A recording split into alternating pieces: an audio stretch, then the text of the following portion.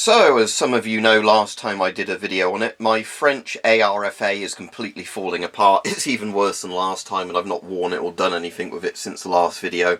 I think just because it's been knocked around a little bit, more and more of it's snapped off. Because as I said, this is made from a weird kind of plastic that dries out and becomes brittle. So, yeah, it's already coming apart. And people wanted to see a video on the Airsoft G36. So I thought, why not combine the two? We'll load up the G36 there with some BBs, we'll put it inside this cardboard box so I can shoot it without the BBs going everywhere, and we'll see just how much this mask disintegrates, because I'm pretty sure if it's falling apart just from the touch at this point, it might be quite dramatic if I shoot it with 350 feet per second roughly of plastic BBs. Obviously an air rifle would completely destroy this thing, even a Daisy Red Ryder would completely destroy it, but I think an airsoft gun's going to manage it fine, so I'll try and set up the camera so you can see both the G36 and the mask, and then we're gonna see what happens if I go semi and then full auto on it with some BBs. Right, I'm hoping I can angle this so you can see both bits at once. I'm going to be shooting it relatively close range. Right, so no idea how zeroed it is. Yeah, that's gone straight through. Oh yeah, look at that.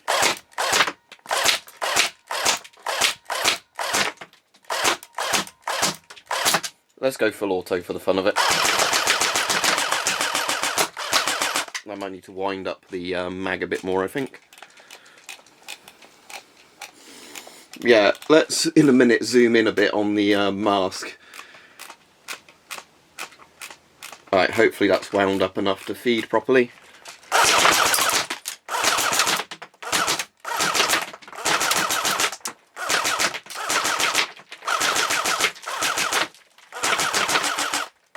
Yeah, that certainly doesn't give you eye protection, does it? So yeah, just to zoom in. The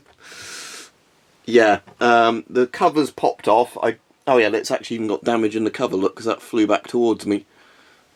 But yeah, the eyepiece is on this. Yeah, I'm interested if whether or not a BB, if it hits the actual you know, like nose cup style plastic, is going to break it. But yeah, the eyepieces are completely shattering, so you'd certainly have no, you know, ballistic protection for your eyes of this, which again is the reason people say don't take gas masks airsofting, at least without outserts, because they're not designed for it. But I'm kind of interested now. Again, I should have probably wound this up a lot more, this mag, before, you know, trying this. But let's just see. Dinging the metal quite badly, look. Yeah, I think the actual nose cut bit's alright, but you can see there that the actual metal is getting quite badly indented from just those BBs.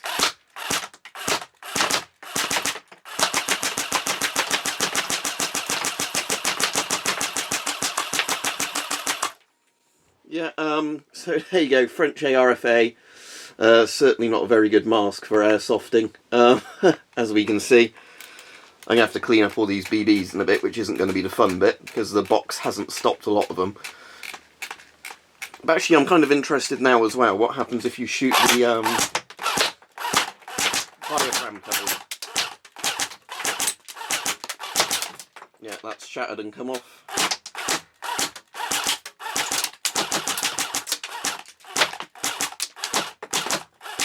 The ricochets are pretty violent with this thing, to be honest. I think I might have run the battery down. Yeah, again, I hadn't fully charged these batteries, so this is probably nowhere near as powerful as it would have been.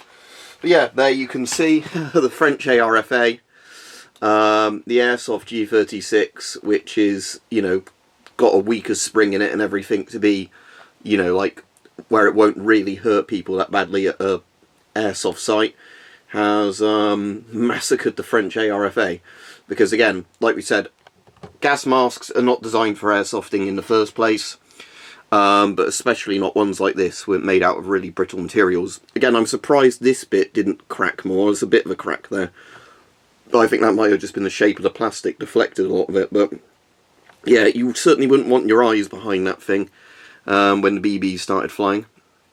And as I said, I'm quite surprised how good the dents look on that bit of metal. So yeah, there you go. There's some gas mask gore for you, if you like. Yeah, and that's the reason you don't use a gas mask for airsoft.